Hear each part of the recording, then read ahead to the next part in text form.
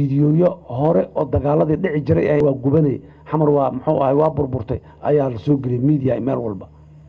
in adeerka ra'yi qalcan doodanayo raalli ahawde cibaado ma aha aakhiro janno ku tagi maysid in adeerka waa la isdilay balaaya qaraxday maalin xamar shil yara ka dhacay laakiin maxaa la sameeyay dad Soomaali ah waxay sameeyeen sawirro iyo fiidiyoyo hore oo dagaaladii dhici jiray ay inta soo qaadanay soo geliyay xamar waa ulcuwaysa xamar waa gubanay xamar waa muxuu ahay waa burburtay ayaa la soo geliyay media meel walba in adeerka ra'yi qalcan doodanayo raalli ahawde cibaado ma aha aakhiro janno ku tagi maysid in adeerka ra'yi qalcan ina ku raacdid u dhimatid marka qaarkood u dhaawacantid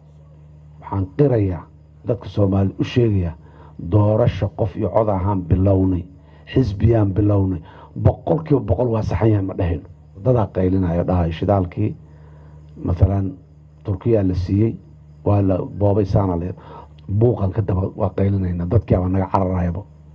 waa la dhacaa waa la boobay waa la xaday waa la gatay waa la waxeeyay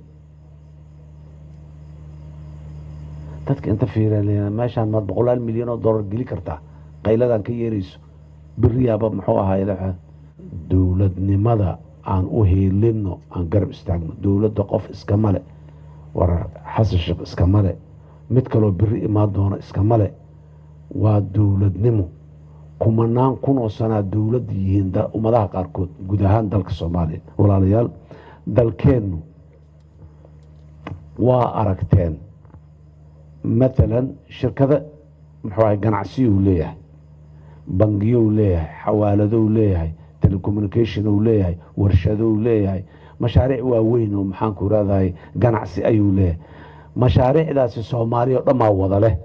qoys gaar iyo qabiil gaar iyo deegaan gaar ma laha isgaarsiinta dalka dhamaa wada leh bangiyada sidoo kale dalka dhamaa wada leh xawaaladaha waa la wada leeyahay meel walba laana meel walba ma tagi kari lahayn hadii reer yar uu leeyahay deegaankooda yarka ku ekaalahay waxyaabaha marka culayska naga haysto wax ka mid ah siyaasadda inaan wada lahaano siyaasadda inaan wada lahaanana waxaan ugu guulaysan waa in waxay siyaasadda qofaysan qof hadda halkan muxuu ahay madaxweynaha hore muxuu Hirshabeelle mudane koox yar oo asiga saaxiibadiisa oo waliba kooxdu xataa tala aanay lahayn isaga uu yahay oo caawad uu socdo subax markuu soo tooso waxay la tahay intuu yiraahdo hal yeelo la yiraahdo oo dad badan ku dhamaadeen xisaabtan male shuruuc iyo nidaam male si go'aan loo gaaro male si la isku doorto male si maxaan ku iraahdaa waxba male qofkaas ayaa mustaqbalkii ummadeed lagu xiraya waa soo marnay heeran soo marnay ahayd hogaami muxuu ahay inaan joogno ma waa inaan horumar sameeyna siyaasadda waaya maanta Soomaaliya waxa kaliya ee ka dhiman ee ka qaldan maxayna u qaldan tahay waa la wada lahaa la yahay war hal la wada lahaado yaa la kari la yahay qof aniga raba inaan kaligay lahaado oo sida aan doono aan iraado go'aanka aniga kaligay aan gaaro hal lagu dhaqmana aan iraado markaasa si aan aniga inaan leeyahay kaligay aan ugu muuqanaan waxaan aadaya reer hebel hadaan nahay qabiil hebel hadaan nahay kan hebel hadaan nahay qabiil hebel geediisu duurka ku ilaashada shaqa kuma laha waxaan nima wato sidaas daraadeed go'aan waxaan ku gaarnaa annaga siyaasadda in la tandiimiyo oo la nidaamiyo institution laga dhigo institutionka siyaasadeedna waa xisbi dalka xisbi in loo yeelo adduunyada horumartay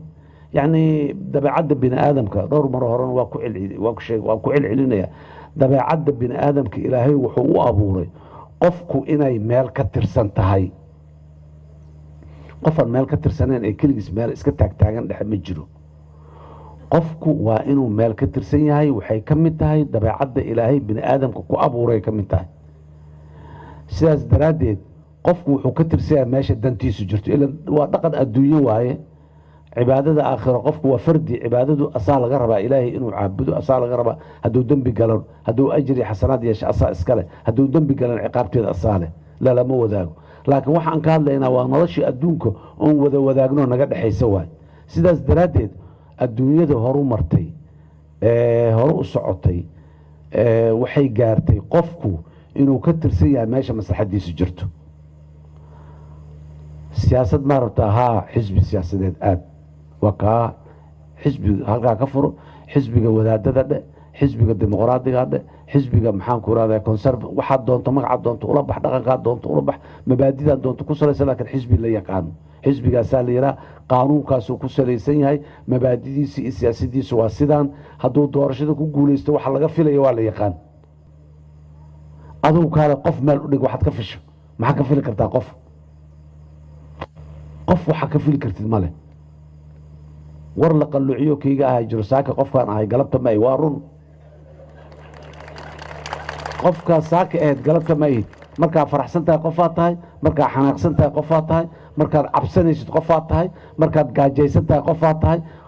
hal qof oo maxaan ku raadaay dhagaxaas meesha yaalun isbedelaynin ma ahayd bini aadan hataa waa isbedelay laakiin institutionka ama hay-addu isma bedesho marka haddaad tahay dantaad haddaad dhakhtar tahay ururka dhakhaatiirtaad aaday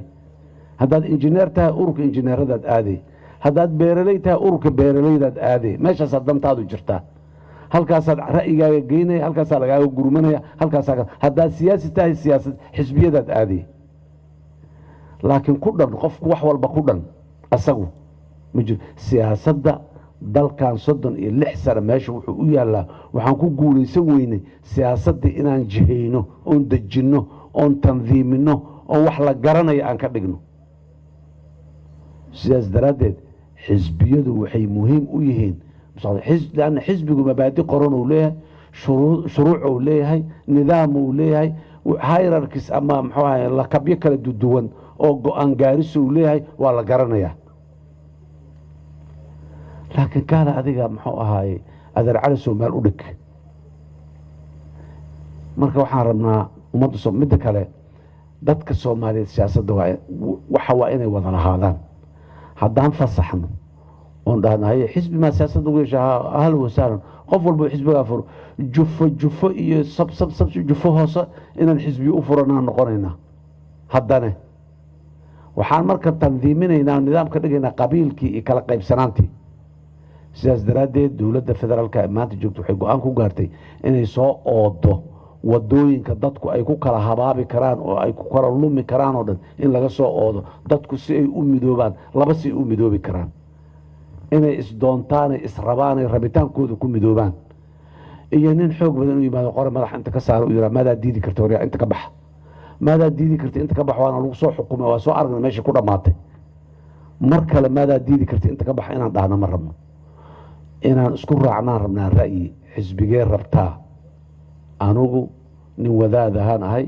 xisbiga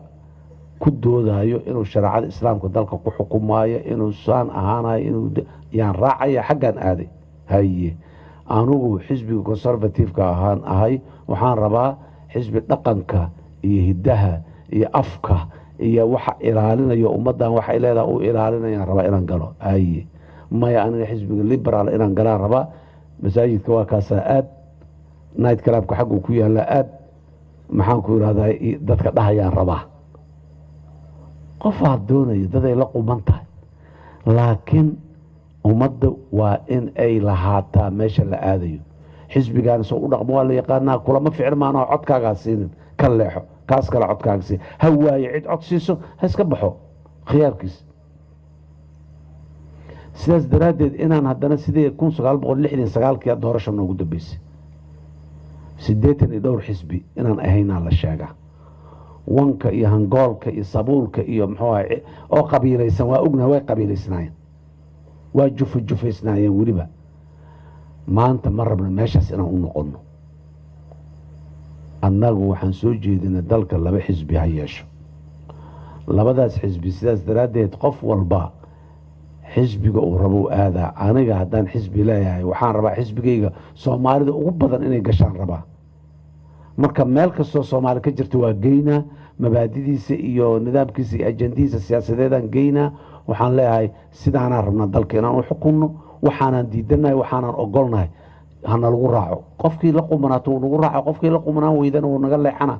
laakiin maxaa helaynaa dad Soomaaliyeed oo kala duwan oo deegaano kala duwan jooga inay xisbiga isla leeyihiin ay wadaan oo deegaan kasta ay ka furayaan oo dadka ay ku qancinayaan oo meel walba ay joogaan aniga maa kaligay deegaanada soomaalida meel kasta istaagi karo dadka la hadli karo wax u sheegi kara maya dad xisbiga ka tirsan xisbiga marka xisbiyadu sidaasay ku qasbayeen laba xisbiyaan barbu anaga soo jeedinay waa la diiday waxa la saddex laga dhigo labada xisbi maxaan u soo jeedinay waxaan rabnay dalku dawlad coalition ah oo maxaan ku iraahday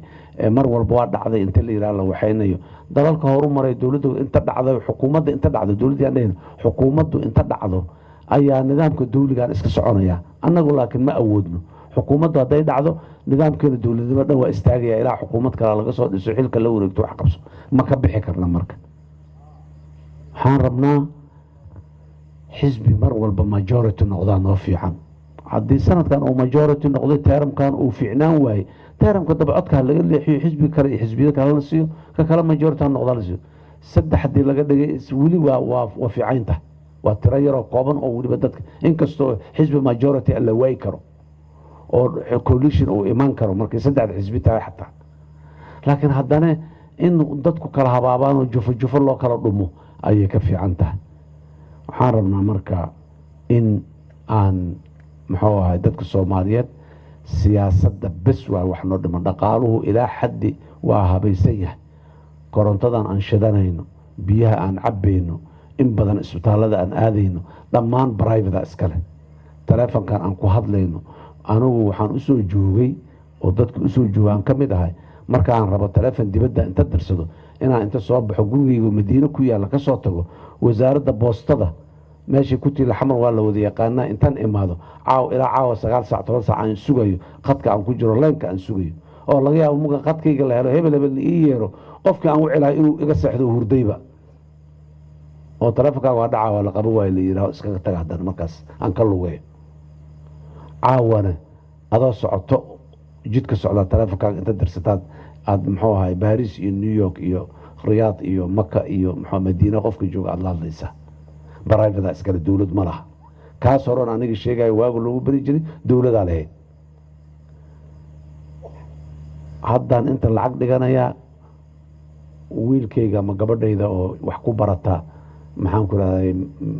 Kuala Lumpur ama maxaan ku raadayay Islamabad u diraya saacad ka bacdi ama daqiiqada ka bacdi way haysataa halkaan aan bangi uga furaya account lacag ugu shubaya kaaraan u diraya kaarkaas ay haystaa bish mugay dhamaato kaarkeeda meeshay rabto marsanay lacagteeda qaadanay ama ardayga u qaadanaya hortiisa u socda private iskale xeerarkii waxa kala hagayay inaan la isdhicin inaan la isboobin inaan maxaan ku la isku takrifalin ayay ka shaqeysay intaas doorka ugu muhiimsan ee leedahay kaas waay waxaan rabnaa marka siyaasadii intaas aan laanahay bangi isdacweynayo oo maxkamad taagan waliya arkay shirkad isgaarsiin oo maxkamadda taagan waliya arkay يعني نظام iyo xeerar iyo waxay leeyihiin shuruuc ilaaliyaan ay ku dabeen hadii kala hadii isqab qabsadaan masaalixdooda ay weynayaan siyaasadda in sidaas ay noqotaan rabnaa nidaam inay yeelato aan la isqab qabsan karin aan la isku khiyaami karin aan la isaga ballan bixi karin ee la dhahayo nidaamka xisbigeena sidaan ma qabo go'aankan meeshii la rabay kama soo bixin codkii la rabay ma haysto xisbigaasi anaa laan dheeraay anaa iyo adaa laangaab ama leh fikir iyo ra'yi yaa lagu kala horumara war ninkaana ra'yi dadka aan kula tartanna qaba hana loo geeyo booskan war gabadhaana muxuu ra'yigeedu cad yahay oo maxaan ku raadahay ra'yi cad qabta xagga hana loo geeyo xisbigu saas ku kala socona laakiin adigu laangaaba tahay adiga laangaara tahay adiga reereebala tahay ma leh systemka muddadan soo jirnay maslaxad iyo hal wada jiro iyo balyaan la kala tegina lagu joogay system cadaalada ma ahayn kuwa waa yaryar yihiin la leeyahayna waa dulmanaayeen kuwa waa magag badanay laan dheeraan dhahayan lafsadooduna waa dulmanaayeen ma cid aan systemkaas ku dhex dulmanayn ma jirin inaan marka meesha sii joogno oo meeshaas aan ku rafaadsanaan macquul maaha waxaan rabaa intaas ka bacdi waxaan qirayaa dadka Soomaali u sheegaya doorasho qof iyo cod ahaan bilownay xisbiyaan bilownay 100% waa saxan yahay ma dhahin sanadkii 58aad ayaa hadda la galay maalintii doorasho noogu dambeysay bishii maarso 1969 ayaa doorasho noogu dambeysay tanaa noogu xigta hadda aan wadno 58 sano ku dhawaadaa ka soo wareegtay khibradeedii ma lihin waayo aragnimadii ma lihin fahamkeedii ma lihin laakiin dhegmaqal iyo dhegkahada laguma barto waa inaa horta socota fiiri baabuur haddaad baranayso haddaad darawalka ag fadhiisato oo sanado badan darawalka ag fadhido oo sidoo marshada u gelinayo sidoo uga bixinayo steerinka soo u wareejinayo fariinka soo u qabanayo iyo ma ag fadhido sanado badan baabuur ma wadaysid baabuur waxaad waday mugaad fadhiisato oo darbiga inta la aado oo jidka inta kala baxo oo rijidka maraysa aad ku dhufato oo maxaan ku iraahdaa baabuur kale aad ku xariiqdo ka bacdiya darawal baabuur fiican naqani waa gaabinaynaa waxbaa naga qaldamaayo waxbaa naga gaabinayo laakiin waxaan tegaynaa muxuu ahay meeshii saxdeed haddaan gaabiskaas iyo ciladaha yaryarka iyo aan ka dhowrsanno ka baqno oon isku ceebino oon isku caadayno ma tegayno midda fiican ma tegayno maalan soo qaadi jira weligay yaa jiroo ah cunuga ku daaha fadhiga ee socodka ka daaha socon waaya socodka ku daaha marka dambe cunugii asagoo wax caqli lahu oo fadhiyaa weli oo wax kala garanayo laakiin waa bini aadam waa isku dayaa markuu istaago tallaab qaado kufo nacaski fiir waa kufay haddaad tiraadid kici maayo mar dambe waa fadhinaa nacaski waa kufayaan lagu dhihinu isleeya waa fadhinaa laakiin hadduu inta tallaab qaado laba tallaab ku qaado oo kufo waa booda aad tiraa u sacbisid waa sii istaaga haddana waa sii soconaa horta dadka Soomaaliyeed waxaan ka rabnaa nidaamka dawladdu ay wado ee dimuqraadiyadda ay doorashada ee nacaski waa dhacay kuwa xun xagga jooga ay la daba taagan yihiin inaan horta laga yeelina la sa waa dawladdu waa guuleysatay xisbiyadii nidaamkii doorashada qof cod waa guuleysteen in la yiraahdo yaa horta u baahannahay laakiin waxa aan rabno iyo hadafka iyo ujeedada iyo isku dayga haddaanan la siinin mudnaanta iyo ammaanta ay mudan yihiin dhinaca liita iyo walaxa ka dhiman iyo looma dhamayn iyo intay ka maqnaan bas aan xoogga saarno ma soconayna waa fadhinayna inaan soconaan u baahannahay boqolkiiba boqolaan saxanahay ma dhahayna laakiin shaqaan bilownay meesha ay ku dhammaanaysa aan naqaano oo boqolkiiba boqol saxa inay ku dhammaanaysa aan ognahay berri dambe doorashaa soo hartay yaan lagu kadsoomin doorasho sideedaba waa tartan qof guulaysatay iyo qof laga guulaystay leedahay koox guulaysatay iyo koox laga guulaystay yani xisbi guulaystay iyo xisbi laga guulaystay leedahay kuwii laga guulaystay adduunyada horu martay ee dimuqraadiyadeeda ay hana qaaday maanta doorashadii waa lagaaga guulaystay marka la yiraahdo berri waxaan bilaabaa inaan horta aan fikirooda maxaa waa ciladii la iga guulaystay maxay ahayd waa maxaa la iga guulaystay markaan taxliiliyo wixii la iga guulaystay aan ogaadana dadaalkeeda waxaan galaa waxaas la iga guulaystay sidaa u sixi lahay taaramka muga la gaaro si la ii doorto laakiin annaga iyo wadamo badan oo wadamada nugul la yiraahdo Fragile States wadamada nugul la yiraahdo kii guul daraystay kii guulaystay lugaha ku dhaga ku mashquuli ma sanadka dambe soo guulaysan lahay bilowga ma bilaabaye kii wuxuu ka shaqeynaa sidii u guul daraysan lahay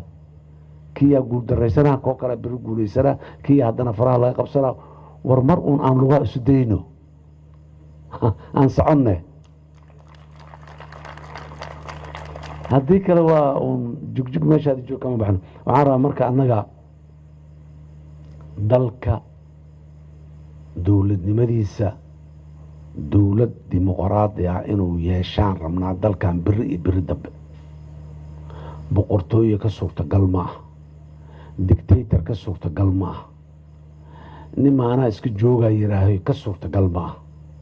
maxaa maqashaan mar walbaa laidin sheegaa yiraaho hebelaa shaatigiisa tolanayo markii ugu horeyso maqashiin miya markii labaad miya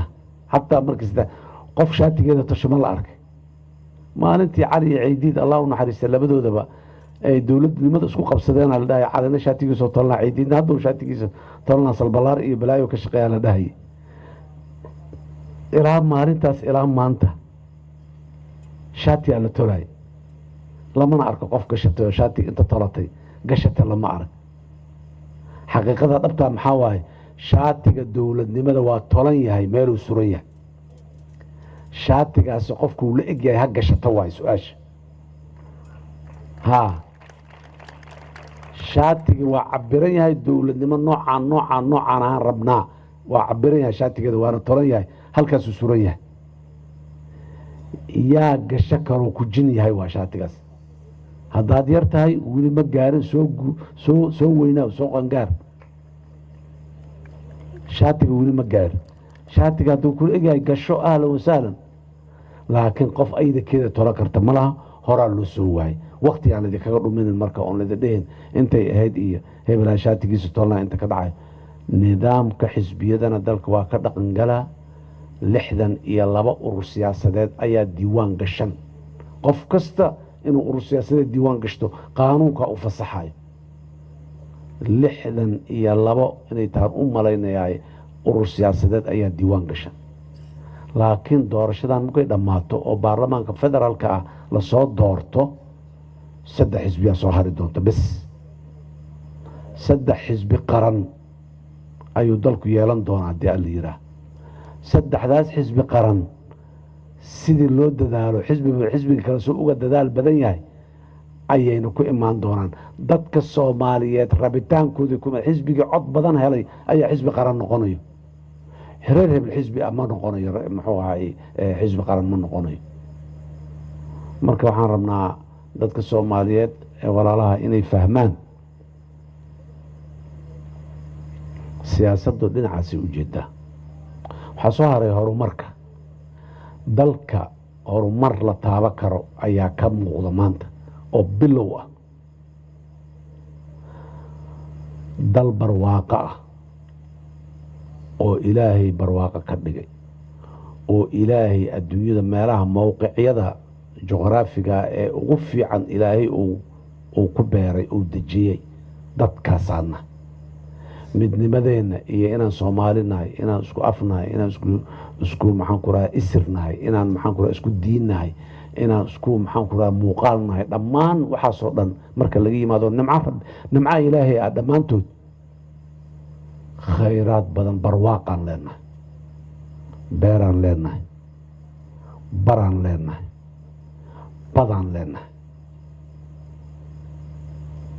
cid iskula adduunka intaas waa yar tahay way jiraan laakiin waa yar tahay haddana aan lahaana wax yar ma aha weliba badda Afrika ugu dheer wax yar ma aha 54 wadan oo Afrika ku taala badda ugu dheeraan leenahay xoolaha per capita dadka iyo xoolaha mugol isku qaybiyo kuwa dadka ugu xoolo badananahay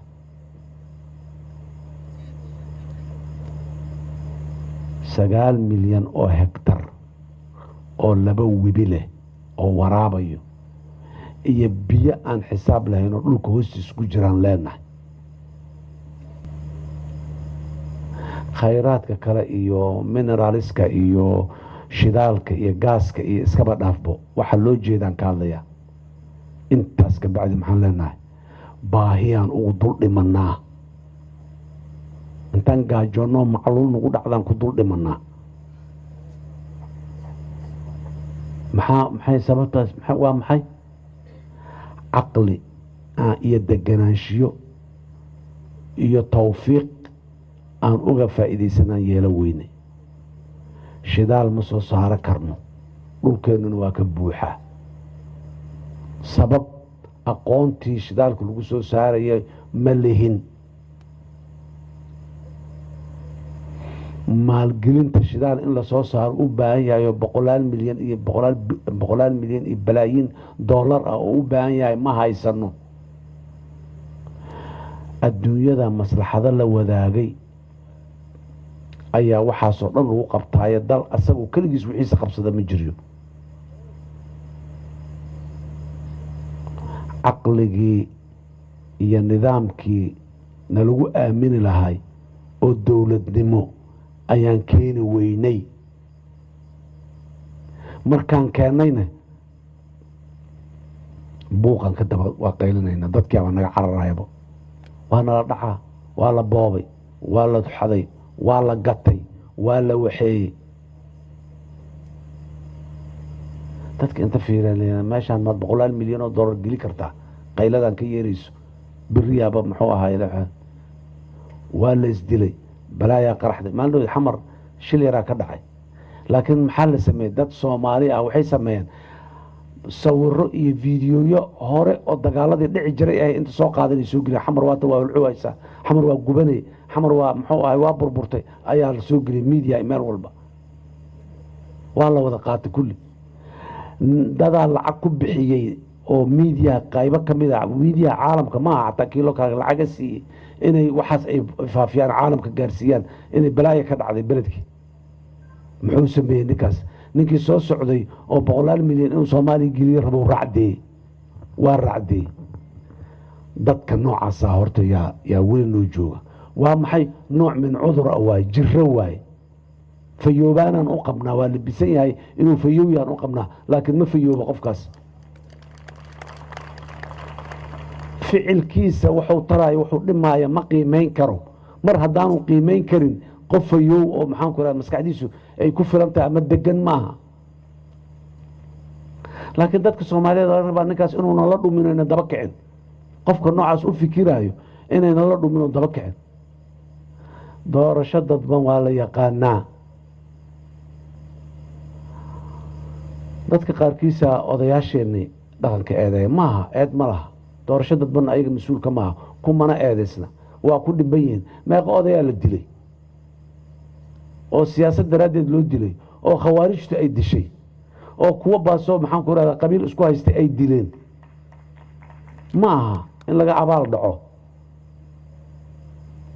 odayaashu meelayna soo gaarsiiyeen laakiin waa inaan soconnaa maalin walba inaan culayskeenna iyo culayska siyaasadda iyo culayska maxaan ku raadaay shakhsiyaadkeenna annaga hogaaminta iyo mas'uuliyadda rabo inaan odayaasha mar walba culays saarno oo haddana aan aflagaadama marka qaarkood ugu darno sax maaha odayaasheennu waa dad goba meel fiican ay naga keeneen meelayna keeneen waryaa waa kaase waddadii socdayna dheheen inaan soconno annagaana laga rabaa laakiin haddaan dib ugu soo noqonno mar walba ayagii annaan eedayna khatarna gelin war ma aha sida aan ku soco karano waa sidaas waddadaas caalamku maray ummadaha adduunka oo dhan kama caqli badnin kama duwanin kama doqonsanin markaan danaha gaargaarka ka shaqaynayno kulligeen qof nagu caqli ay wax nagu dadaala ma jiraan danta caamka markaan ka shaqaynana dabaalaan noqonnaa macquul maaha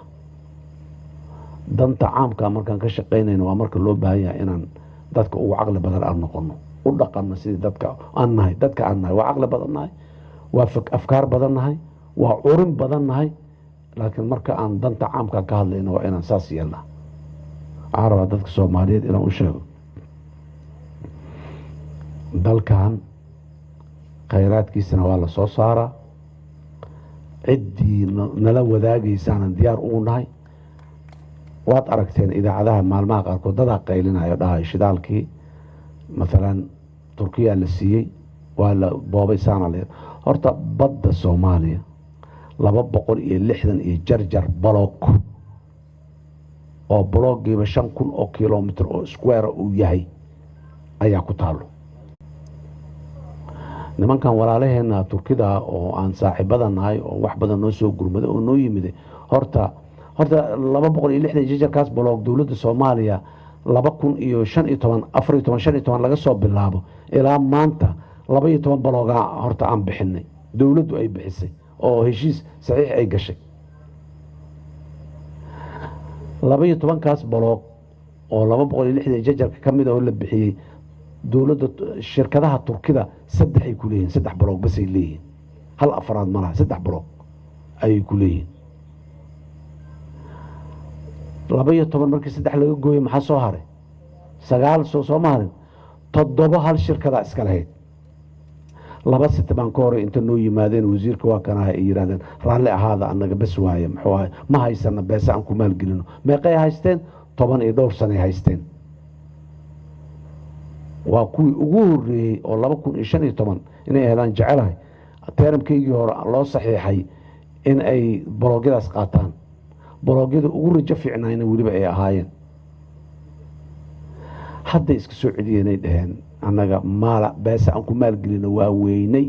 dowladda Soomaaliya xoray u tahay bologyadeedii markaas hadda loo soo wada ordaya anaa